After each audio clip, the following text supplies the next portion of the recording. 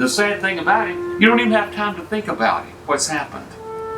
Because suddenly they're taking your loved one off to the funeral home, and their funeral home was on the phone to me before I could even get my senses saying, come out here right now and make arrangements. You know? And I told the lady, I said, I'm so sorry, but my mother just passed away. And they started asking me a million questions. And I stand right there in the hospice residence. And I lost my temper. I said, well, can we discuss this when I get there? You know? And she said, oh yes, we sure can.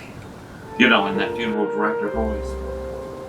She said, does she have pre-arrangements? Does she have prepayment? Does she have this? Does she have that? I said, could we discuss this when I get there?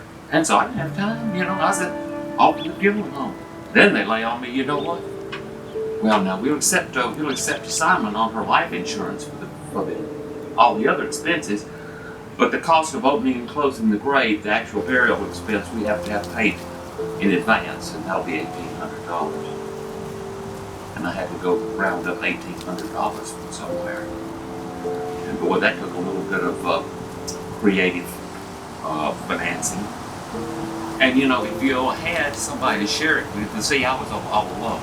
You know, I had nobody to, you know, share that responsibility. And I was just out on my own.